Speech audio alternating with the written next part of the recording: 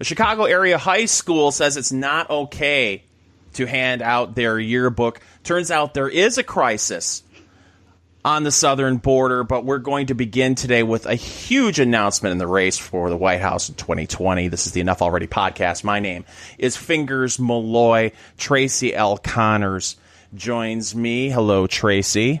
Hello, Fingers. So, I mean, this is huge, Tracy. I mean, this is an announcement that we have been hoping for a long time because there aren't enough candidates in the race on the Democratic side. So what are we up to now? 36, 42 now?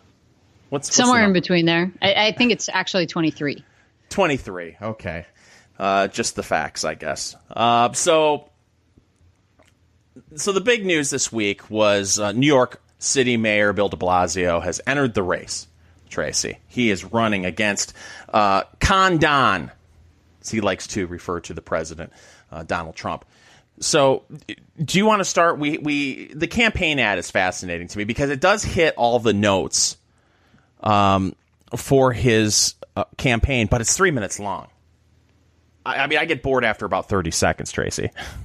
Yeah, but we can interrupt him. That's okay. Our prerogative, right? Yeah, let's do that. Why don't you play his first campaign video for the folks? Bill O'Reilly calls them the folks. Yes, he does. Wherever he's now recording. So I just want to point out, this came out, let's see, 2 days ago now? Yes. And you can check the view count number on this video and laugh a little bit at DeBlasio. It's pretty pathetic, Bill. You'd think, but he's only in it because he thinks he can win it, right? Right. So this is called Working People First. Bill DeBlasio 2020. There's plenty of money in this world. There's plenty of money in this country. It's just in the wrong hands. Here in New York. Then we cut to him riding in a town car.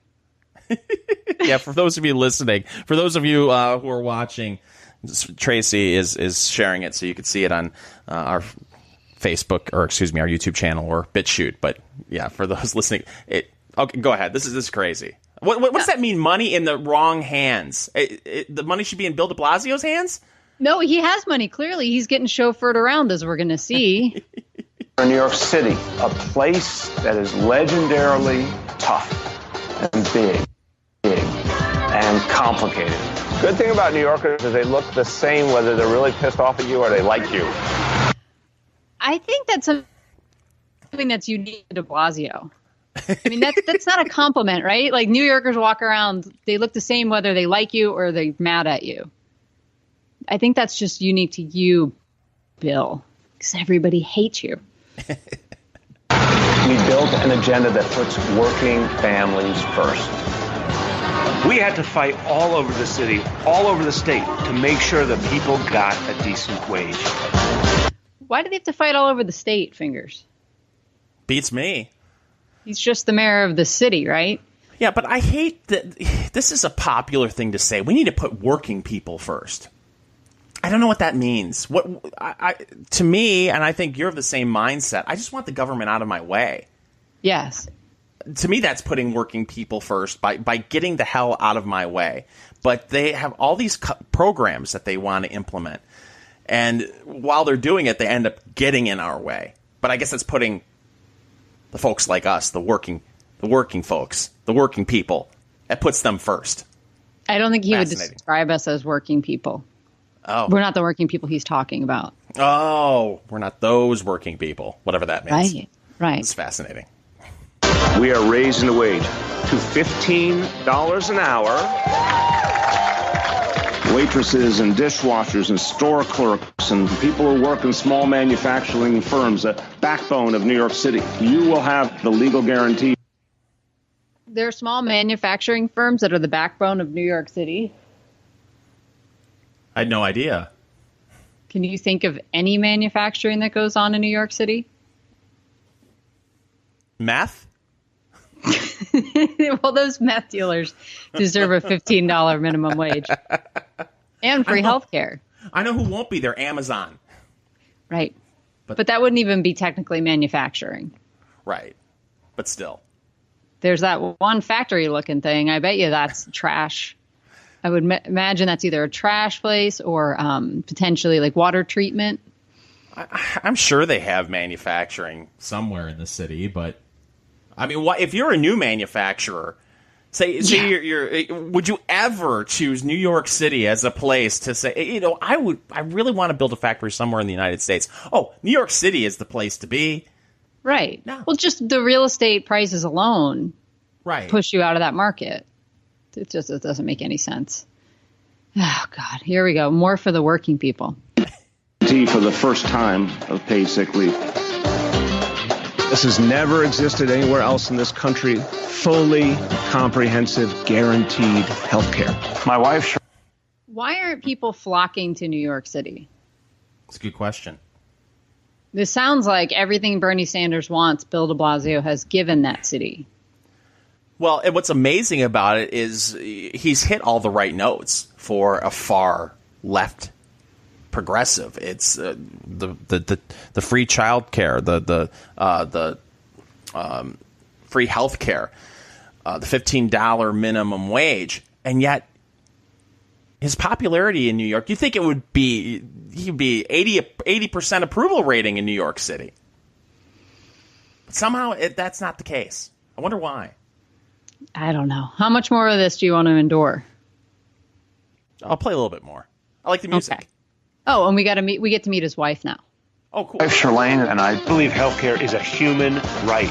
It has to be available for all. It has to be affordable, and it has to include mental health services. Everything. I'm sorry, didn't he say he was giving everybody free health care? Yes, because it's a human right. But then he said it has to be affordable. So which is it? Well, it's free, so free's affordable. You can afford free. I guess. Just healthcare falling from the sky. It's going to be amazing. It's raining healthcare, bitches. Yes, it is. And remember, he's freakishly tall. Yeah. Begins with being healthy, and there's no health without mental health. Today we announce free, full day, high quality, pre-K. People come up to Bill every day and thank him for making. I bet people do other stuff every day, too. Listen, I am all for getting government's hands on kids as soon as possible, Tracy. I don't know about you. Oh, free pre-K education. They do such a good job. Oh, yes, absolutely. Wow, this is amazing. But it hits all the notes. Yep. The only thing he didn't cram in here were his kids. Well, this is just the first video. That's Tracy. true. We'll see more Bill de Blasio, the family man, as we go into this campaign that should last about 5 months before he drops out. You think he'll even make it that long? I just cannot believe this is, to me, such an ego move, and I think this all has to do with Pete Buttigieg. Oh. And I firmly believe this all has to do with Pete Buttigieg. Bill de Blasio sitting back in his office, and he's got people, for months saying, "Oh, you should run for president." He's like, "I don't know." And then Pete Buttigieg hits the scene, and he's getting decent polling numbers. And I'm sure he's sitting back thinking, "You gotta be shitting me." The mayor of South Bend, Indiana, is running for president and has decent polling. I'm the mayor of New York freaking City. Yeah. If he's polling there, I should be polling a lot higher than him. I'm the mayor of New York City. Indiana, that bigoted state in flyover country that nobody should give a shit about. I'm Bill de Blasio. I've got to run now. That's my theory, and I'm sticking with it. I think it's a pretty good theory. Well, and he's already admitted he's probably not going to make it to the first debate stage. Even though he's crossed the threshold in the polling, he's gotten 1%. Hey, that's quite a feat when you've got 62 people running for president to poll at 1%. Yeah, good for him. Oh, did you see the covers of the New York Daily News and the New York Post the day after he announced he was running? Oh, my goodness. I mean, I don't know if you want to get into how popular Bill de Blasio is in New York right now. If you're done with the campaign, unless you want to, if you're not the type that walks out of the movie before it ends, I mean, we could keep playing the campaign video, but. No, I've had enough of that. Well, do you want to get into what Whoopi Goldberg said on The View? I'm dying to hear what Whoopi Goldberg said. Okay, so Whoopi was beside herself on The View, and I'm hoping when I play this, a commercial won't come up. But they came in from a break, and she's leading the conversation about the announcement, and so we'll go.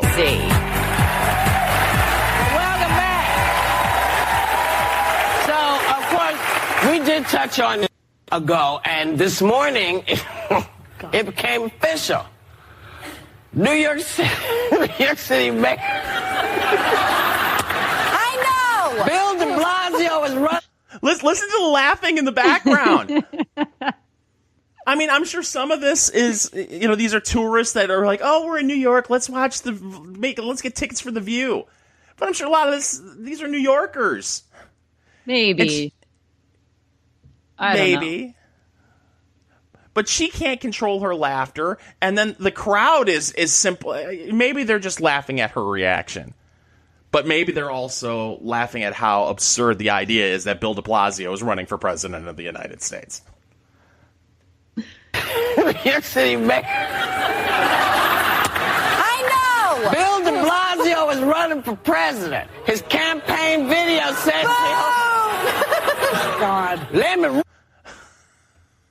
Okay, the booing on the panel, that's John McCain's daughter. And then there are some boos in the crowd, though. You could hear them. Yeah. Campaign video says God. Let me read it. It says he's going to put working people first. That New York has embraced the Green Deal. And that he'll take it national. And that as a New Yorker, he's always known what a bully and fraud the guy in the White House is. Okay. Does anyone believe that Bill de Blasio was tough enough to take on a bully? No.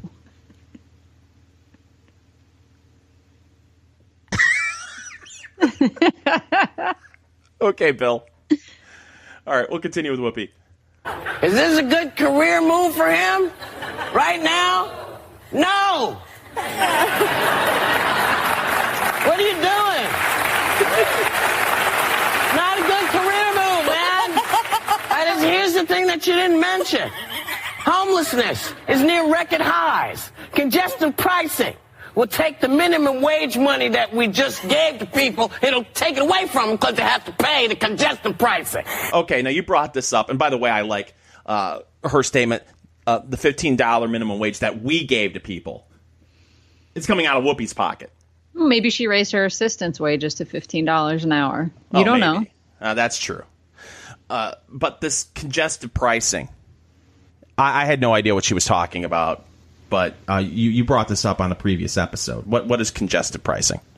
That's this new thing that New York is talking about adding into as a revenue generator. And sorry, I'm trying to Google it at the same time. Congestive pricing. So it's similar to what they do with Uber and Lyft, right? During high traffic times, they charge a surcharge, and it's already gone through, I guess, on New York City cabs and maybe Uber and Lyft. I'm not entirely sure if it's gone into effect with those. Mm-hmm. But what they want to do is basically toll everybody that's coming into the city. And then inside of the city itself. So if you never even leave, Manhattan residents, I think, are going to be exempt from it. But say you had to commute every day. But I don't know who the hell drives into the city. I sure as hell wouldn't. I mean, nobody that's making minimum wage is driving into the city and parking anywhere. Right. I mean, the people that are living outside of Manhattan that are driving, and I'm assuming are the type that are making a comfortable living. Yeah. but that can afford to pay the equivalent of like rent in Indianapolis for their car every month to park it. Right. But my question is, how does this affect subway fares? And is this going to force more people, especially the working class folks that Bill DeBlasio is talking about? Is that going to force some of them that were on the borderline of finding ways to get into the city? Is it going to force them onto the subway that's being underserved? Well, the revenue is going to go to the subway. Oh, is that what's going on? Oh, and then the hope is that more people will take public transportation and take the subway. Of course. Of course. That's wonderful. Okay, more Whoopi. Money that we just gave to people, it'll take it away from them because they have to pay the congestion pricing. Public housing is falling apart. You can't seem to fire anybody. The subways are underserved. The buses are slow. What the hell you want to do?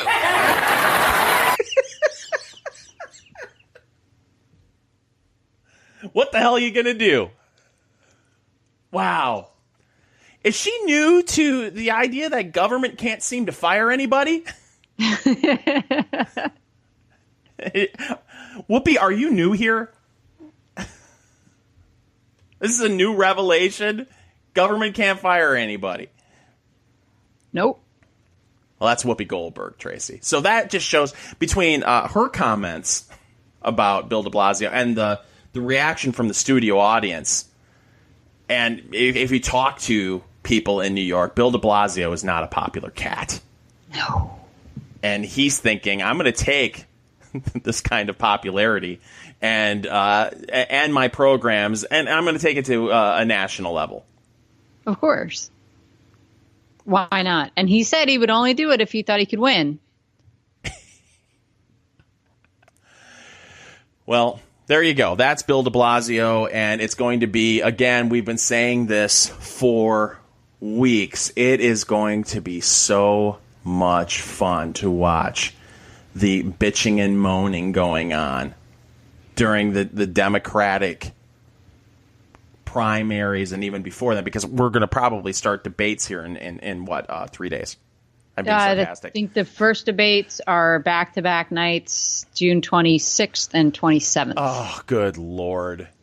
I mean, look, I don't want to get into everything that's happening in this country regarding abortion and other issues that are popping up, immigration. We'll talk about that in a second. But people are just so tired of politics right now. I don't know how many people are saying to themselves or are itching for a presidential campaign, more politics to be injected into our national conversation almost a year and a half before the election. I mean, do we really need debates in June of 2019? Sure, why not? I think the Democrats are excited about it, potentially. I guess. It gives Democrats plenty of time to take Joe Biden down a few pegs because Joe Biden is polling so much further ahead than any other candidate. He's the clear front runner at this point. I guess if you are someone who doesn't want a white male at the top of the ticket and you are a progressive primary voter and someone who is one who will want to volunteer for a campaign, you want this to start as soon as possible to try to bring Joe Biden down. This is going to be a bloodbath. It's going to be hilarious to watch. See, now you are excited about a debate. Well, it depends on how you're looking at it. I'm looking at it as comic relief. Right. But if you're looking at it as someone who thinks that our democracy is in real danger and we need someone to save us, if you live and die by this every day, I don't know how healthy this is that we're starting this conversation. We were having town halls in March of 2019. Good Lord. It's too much. It's too long. You know what? 3 weeks. That's it. Let's just decide everything in 3 weeks. Plenty of time. That seems fair. Everybody has their little primary surprise with their Oppo research on the other candidates. We just bring it out in like a 2-3 week window. Boom, boom, boom. Everybody votes, and we move on. There. I fixed it. Sure. So that's Bill de Blasio. Yes. Now, I put up a story on my Facebook page, Tracy. People can find that, facebook.com/fingersmillerradio. Of course, you can also find the Enough Already podcast on Facebook, facebook.com/Enough Already podcast. I put a story up, and I got some liberals hop on the page about the border crisis. Okay. And, the typical response I've seen from people on the left is, what crisis are you talking about? There is no crisis.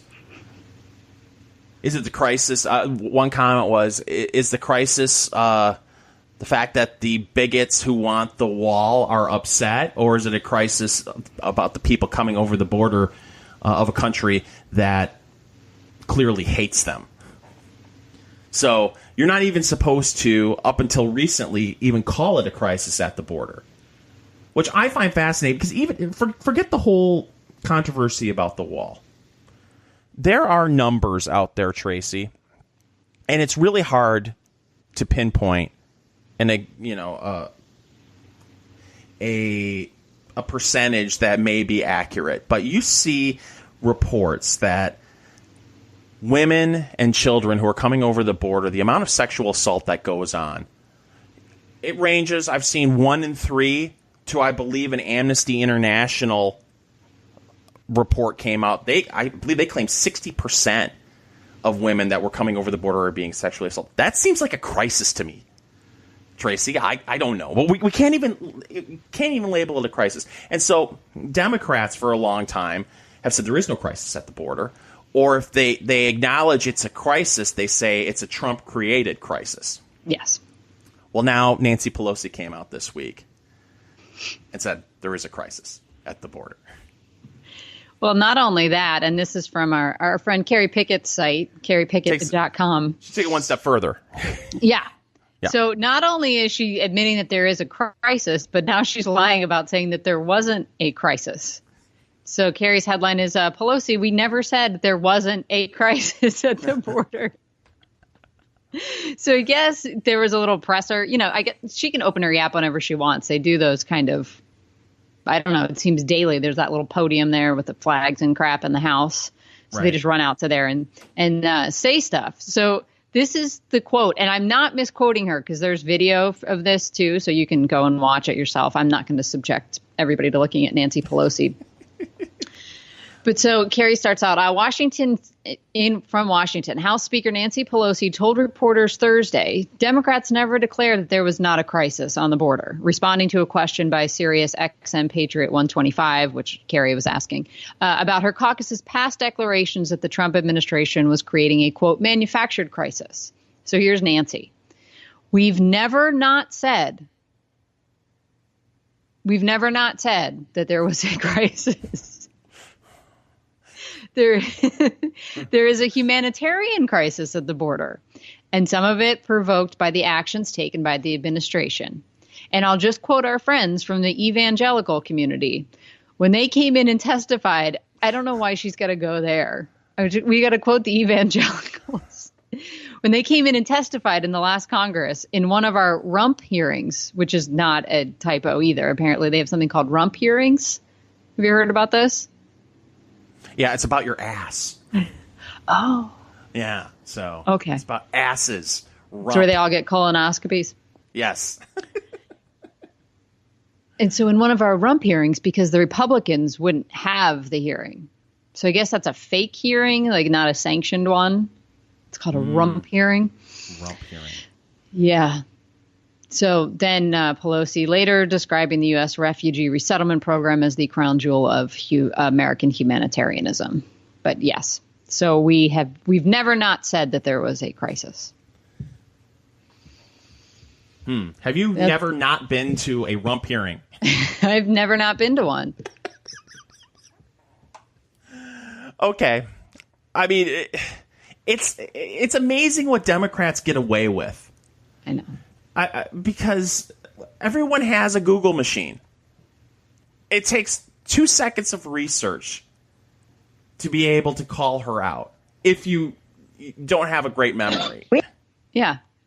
Or if you're on Twitter, you find wonderful stuff like this from Tim Young, who is at Tim Runs His Mouth on Twitter. He put together a nice little montage of them talking about the crisis. We have never not said that there is a humanitarian crisis at the border. This president just used the backdrop of the Oval Office to manufacture a crisis. President Trump must stop holding the American people hostage, must stop manufacturing a crisis. We have never not said that there is a humanitarian crisis at the border. The crisis on the border is a manufactured crisis. They are engaging in what I would call manufactured moral crisis. We have never not said that there is a humanitarian crisis at the border. This so-called crisis at the border is fake. Warren, this is a crisis of his own Kamala making Harris. because it was a campaign pledge. We have never not said that there is a humanitarian crisis at the border.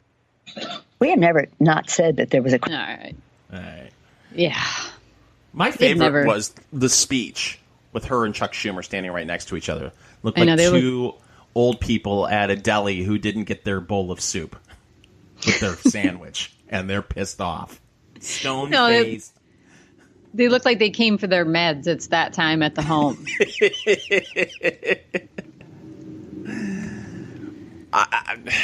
Look, I mean, when is there going to be some acknowledgement that something major is going on at the border? Right. It was like pulling teeth just to get her to acknowledge that there's a crisis at the border. But it's a humanitarian crisis. Right. But what will solve this humanitarian crisis? Apparently the status quo. And no, it's going to be a Democrat president. Oh, of course. And then we ignore the problem. As long as nobody brings it up, we all stick our heads in the sand and ignore it. There's no crisis. Well, again, I go back to the system that we have right now is flawed, and you cannot look at a situation where you have women and children being sexually assaulted like this and say, well, it's the way, we'll just ignore it.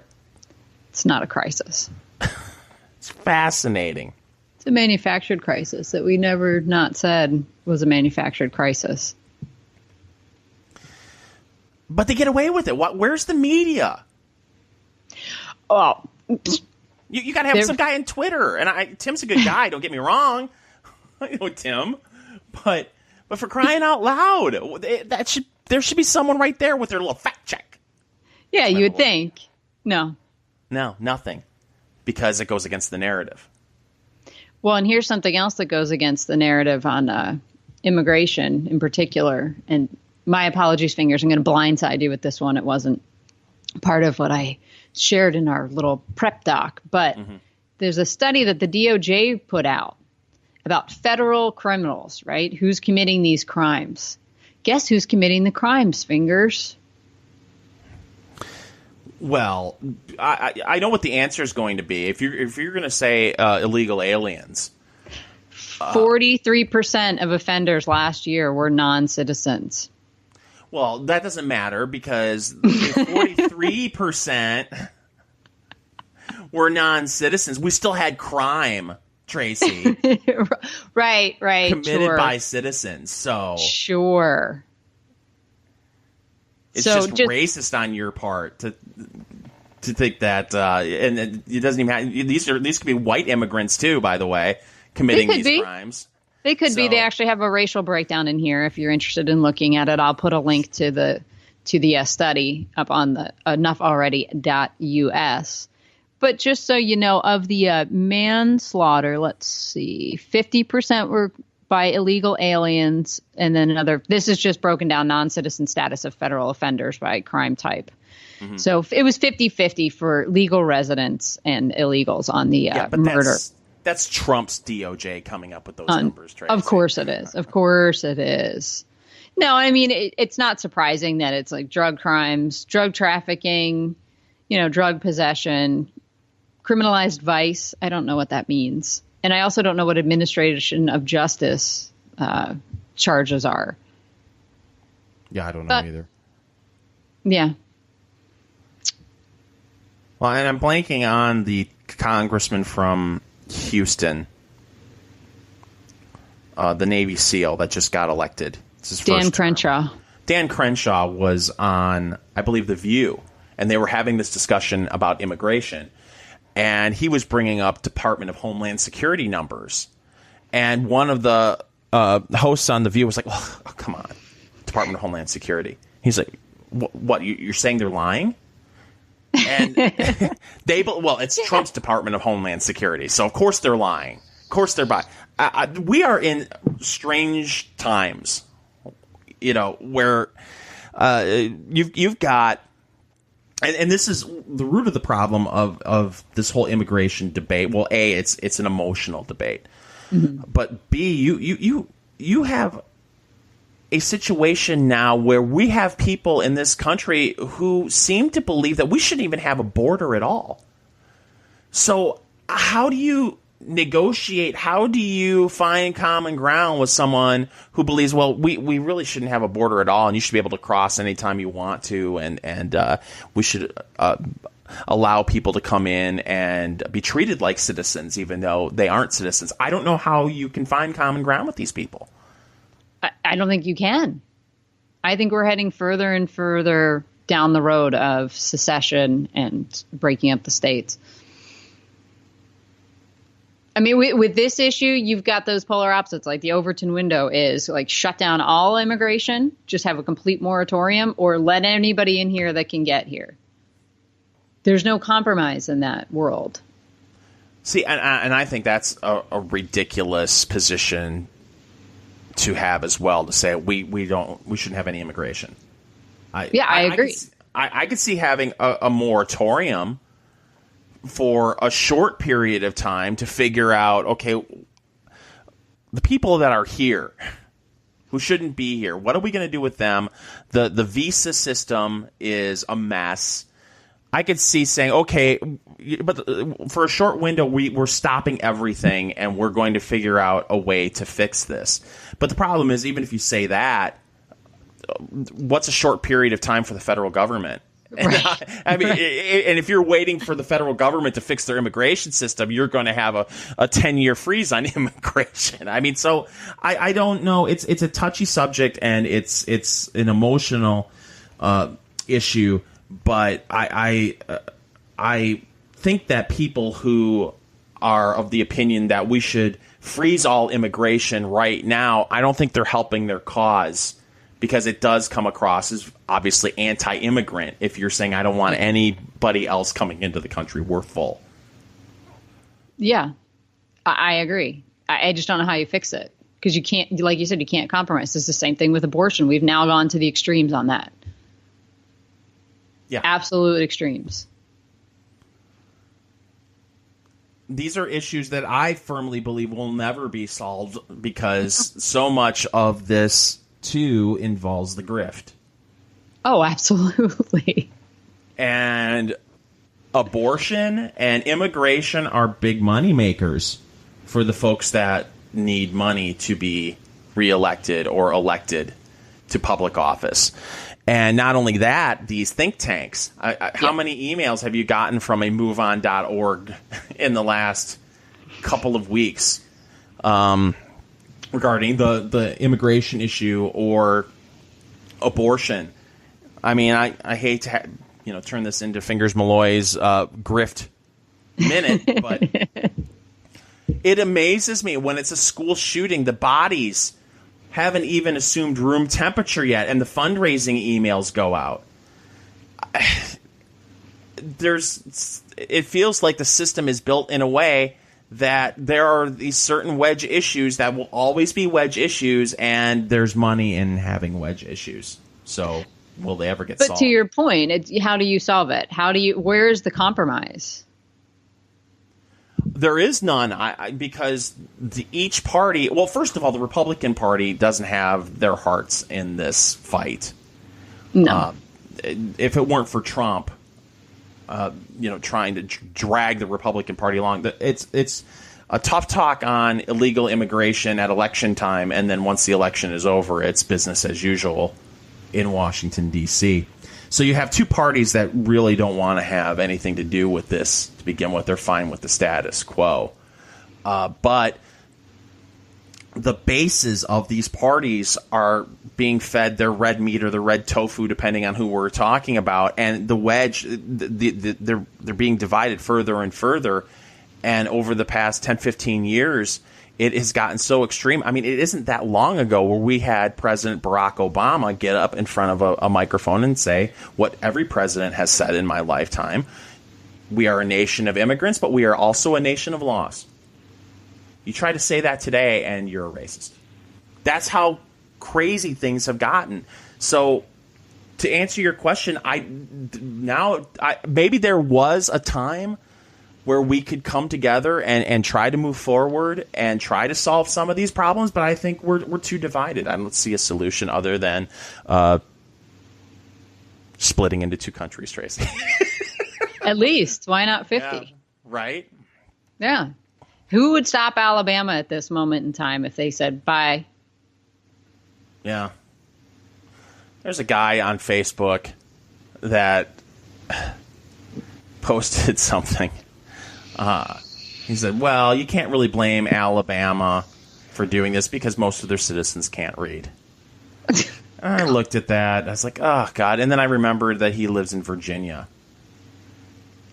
And I was like, oh, how's your governor doing? He's still in office. The lieutenant governor, what was he accused of again? I can't remember. Was he slapping around a woman, or was it sexually assault? It's sexual assault. Yep. Oh. By two different women.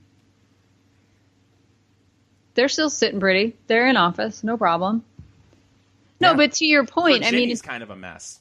These people loathe people from Alabama and Mississippi and that whole, the whole South and most of the Midwest. So why do they care?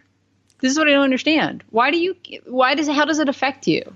Well, I think it's because they worry about it spreading. I mean, spreading. Yeah. When crazy shit happens in California, yeah, I will point that out. But the difference is I move on with my life thinking to myself, well, I could never live in California. I mean, it's a daily barrage on the internet, on Twitter, on Facebook. It's like, everyone suddenly is a citizen of Birmingham, Alabama. Right. I don't understand it. Well, and the funny thing is I was, of course, partaking in my favorite Saturday morning activity, which is watching MSNBC. And they showed a map of how many states only have one abortion clinic in them right now. And there's several. And I had no idea. I have yet to see any woman interviewed by any of these press people, and they would jump at the chance to tell some sob story about how she couldn't get an abortion in one of these oppressive, Handmaid's Tale states. Yeah. Where are those people? And if you want to be an advocate for them, then offer up, be an abortion Uber. Well, wasn't there a figure at one point, correct me if I'm wrong, but the statistic was there were something like 2 million abortions every year in the United States? Oh, it's a huge number. But how is that possible if so many of these states only have one abortion clinic? I mean, this must be just in California and New York, liberal havens where they must be churning out abortions like crazy. And I didn't think we were going to be talking about this. I'm not a big... No, it's...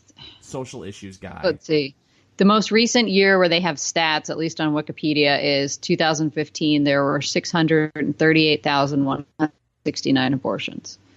So more than 500,000. And since 1970, when it became legal via Roe v. Wade, you've 789,558. And you got to imagine that some of them aren't accounted for.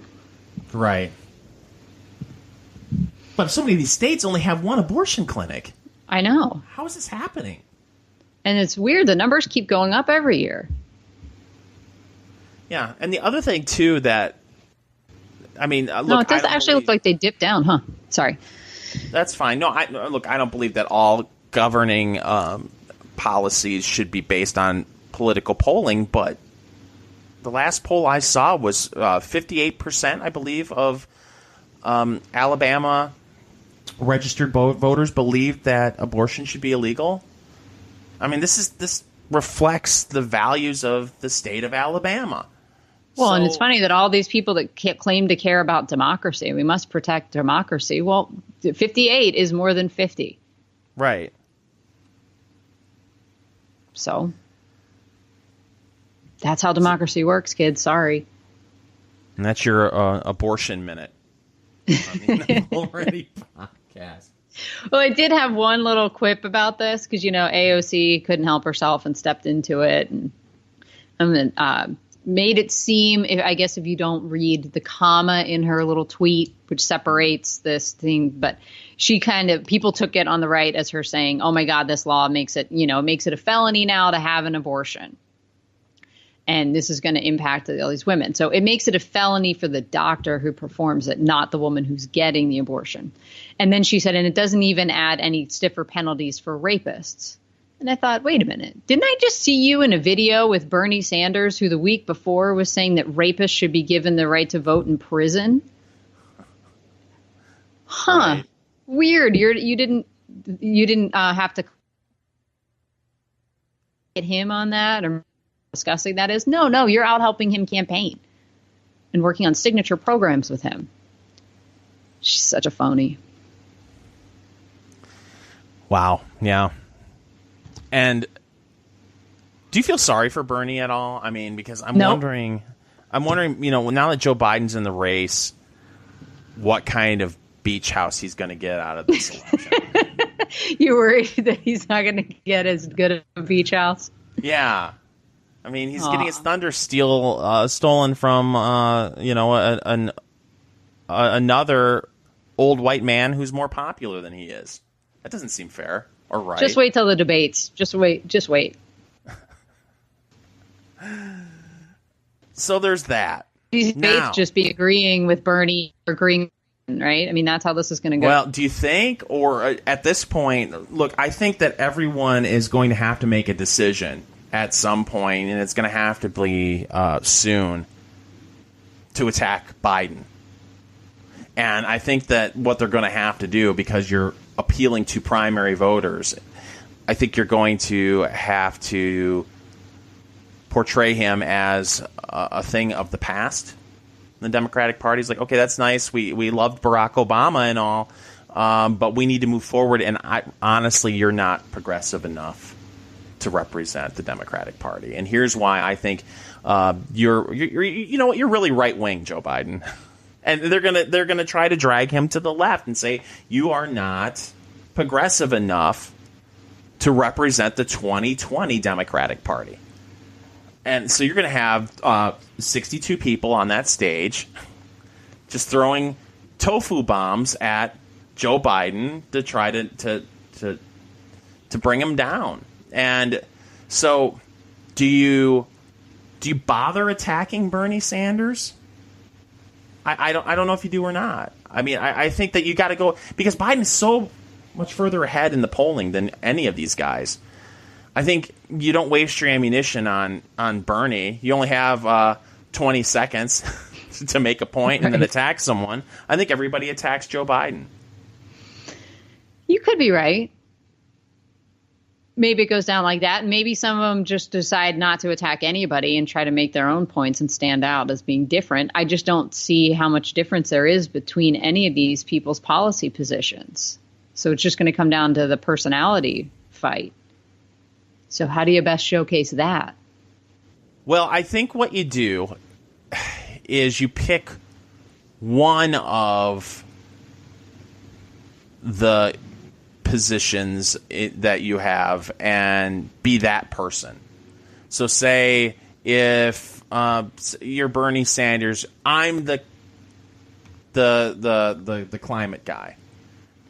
I'll out climate change anyone here on this stage. And then you have somebody else who says, I am the women's reproductive candidate, and I will out women's reproductive candidate all these candidates on this stage. And then you just appeal. It's so fragmented. You just appeal to those audiences, and you try to be that go-to person on this and hope that those people show up more than the climate change people show up more than the women's reproductive rights people. And you know what? I'm the fight for 15 guy. And so that's my main campaign issue. And you just try to separate yourself based on that one issue and try to knock out the other people, and then you hope dominoes start falling, and then you're eventually in the top 3, but then it's not too late at that point. I guess that's your only hope. I don't know how else you could do it. Well, I mean, Trump navigated a field of 17. Yeah. And it was by attacking everybody. That's right. He was a lawnmower. But the problem with attacking Biden, though, is he's, clearly the front runner at this point. So everybody's going to be jockeying to be his VP. That could be the best you're going to get. So can you just go out and, or do you have to play nice with creepy, sleepy Joe? Well, what was it? Stacey Abrams? Stacey Abrams, excuse me. Stacey Abrams, didn't Joe Biden float the idea that he would pick her to be his vice presidential candidate? Yes. Well, and you got to figure, I know she said no. He's got to pick a woman, I would guess. And, a female minority makes it even better. So the men are pretty much free to attack him, with the exception of Cory Booker and Julian Castro. But the only one that's absolutely free to attack him is pretty much Bernie. And maybe you get Tulsi Gabbard. She's not going to play by any of these rules. And I guess Andrew Yang's going to be on the stage. So he's not really beholden to anybody, nor does he have a prayer of winning or being anybody's VP. But that's another example. Yang is the universal basic income candidate. Yep. Well, so he's the candidate with more policy proposals than anybody else. He's the policy wonk guy. Yeah. Which was Elizabeth Warren's place. She wanted that role. She's got a plan for everything. Right. But this has happened in previous elections. I mean, go back to Republican primaries where Herman Cain was the 999 guy, and Steve Forbes was the flat tax guy. I mean, there are certain candidates that just, this is my issue. Yeah. And this is how I'm going to try to stand alone to try to differentiate myself from the other candidates. And that works for a little while, but it works for Trump. His build that wall. Yeah. So, and he wasn't afraid to attack the establishment Republican Party. He could see that there's angst out there. Yeah. And people are pissed, and they're pissed off at Republicans, they're pissed off at Democrats, and he was able to tap into that anger and frustration. I hate to say anger, because then, that's what the left tries to portray. Is the reason why people went and voted for Trump was because, it's just a bunch of pissed off white people in the Midwest that went and voted for him. And in fact, the matter is, it was anger, there's a lot of pent up frustration that came to a head in 2016. I mean, we've talked about it previously.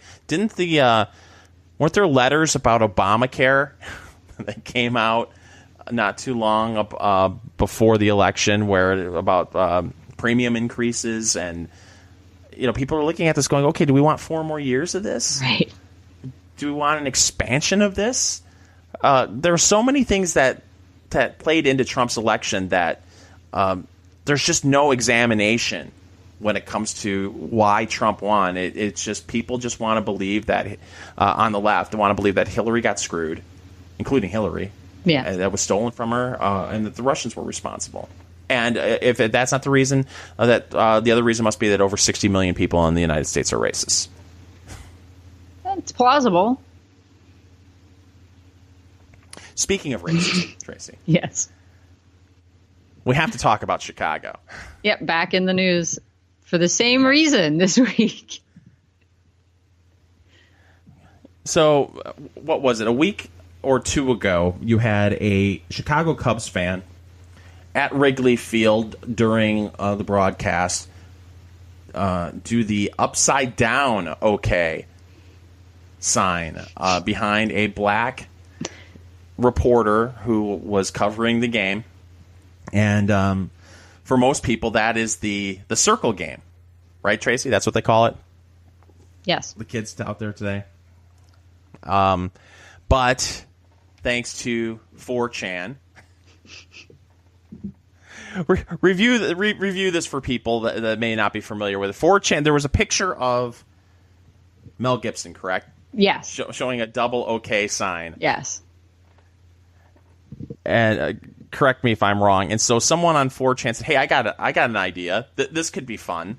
Mm-hmm. Let's start the rumor that the OK symbol is actually a hand sign that racists use as a sign of white power." Yes.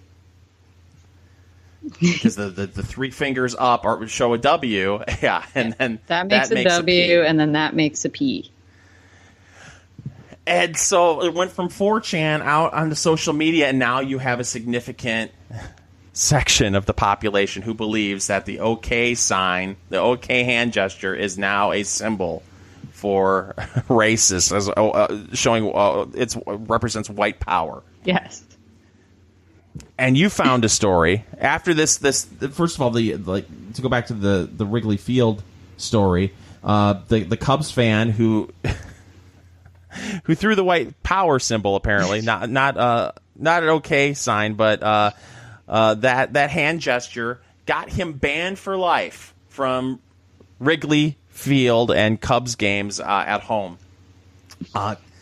Coming off of that, we have a story that you found regarding a Chicago high school. Yes. And their yearbook. Tell us about it. Yeah, so Fox 32 in Chicago reports a high school not handing out their yearbooks over concerns of hate symbol in some photos. So a potentially racist hand gesture inside a high school yearbook is forcing school administrators to delay the distribution of the books. And it is happening at a high school with a history of racial incidents. Oh. So they say the hand gesture is known as the circle game. This is, at least they get this part right, where if you get another person to look at the gesture, you get to punch them in the arm. But the sign has most recently been associated with white nationalism, and the gesture showed up in several pictures in the high school's yearbook. Oh, my God. So they've decided, the superintendent sent a statement to families saying, regardless of intent, the potential negative impact of this gesture has led us to decide that we cannot distribute the yearbook as is. So they say a spokesman said that more than 1,700 yearbooks were already printed at a cost of $80,000. I'm like, oh my God. So I did some quick math. That's $47 if it's just, 1,780 grand. That's $47 for each one. But the students paid $45. That's outrageous to pay that much money for a yearbook. Or that they paid that for the printing of it. But anyway, yeah. I've got a daughter in high school. It was $50. Well, who the hell is making the money printing these books? We got to get into that business. Right? Yes. Scam Pack needs to have a yearbook division. Right. Well, I mean, I buy quite a few hardback books, and they're not $50. Right. So somebody's running a big scam on this one. We should let Elizabeth Warren know. She can put a cap on the cost of yearbooks. That could be her new stance. Well, separate yourself, Elizabeth. Yeah, and the yearbook committee that works on it, they're not getting paid. No, it's just students. Right. So you're just sending it off to the printing press. Yeah. But speaking of these kids, so did these kids just not care that those photos were in there? It didn't occur to them that this was a racist symbol, or they were trying to troll everybody by putting them through? Well, here's the deal, and this is not some sort of scientific poll that I did, but I was reading this story this morning, and I was talking about this with my 15-year-old, and she had no idea about the whole white power narrative regarding the OK sign. She said, oh, the circle game. Yeah, we do it at our school, and you slap them in the back of the neck. That was And I said, well, yeah, well, now it's associated with white nationalists. Oh, I guess she's like, I had no idea. She goes, I guess I can't do that anymore. I guess you can. It's not. I said, yeah. I said, do what you do. Yeah. It has nothing to do with anything regarding white nationalism or racism or anything like that. It's ridiculous. But that's the narrative now. And it's obscene that Cubs fan got banned because, as we talked about this before, you have Major League Baseball players accused of domestic violence only being banned for 40 games, and you're going to have a lifetime ban on some 30-something fan, 30 years of age. He didn't look very old. It's just trying to be a troll. Maybe. Who even knows if he understands it? But right. Well, he's banned for life. Yep. But you can slap your wife around and be a part of Major League Baseball, and that's cool. Come back in a month and a half. I hope you learned something. Go to sensitivity trade. That's what I would have done if I would have been the fan. Like I had no idea. We're just doing the circle game. But can you send me to some sort of sensitivity training? Can I be rehabilitated in any way? Because I love my Cubbies. Is there a way? I could be there's still hope for me. I just need help. Won't you help me? That's what I would have done. What the hell? That's pretty smart. What do you have to lose? Or you could have a friend buy your tickets for you and just continue to go to Cubs games. Right. They could have facial recognition outside to make sure that, you can't let that guy in who did the OK sign. He's a potential threat. Absolutely. Oh, my God. Well, we're about an hour in, Tracy. Yeah. It's about that time. So it's about that time. Remember, you could find the Enough Already podcast on Stitcher, SoundCloud, Google Play, and especially iTunes, and where other good podcasts are sold. Remember, give us a review on iTunes. It'll really help us out, particularly if you give us a 5-star review. It'll get the Enough Already podcast in front of more eyes and ears. And remember, you can check out the Enough Already podcast on BitChute and YouTube. It's not just a slide with our audio. It's actually our two smiling faces as we broadcast from the palatial Enough Already studios in 2 different states. Anything else, Tracy? No, sir. Find me on Twitter at Fingers Malloy. Find Tracy on Twitter at Tracy L. Connors. And find all things Enough Already on our website, enoughlalready.us. Thanks for tuning in. We will be back next week with an all-new Enough Already.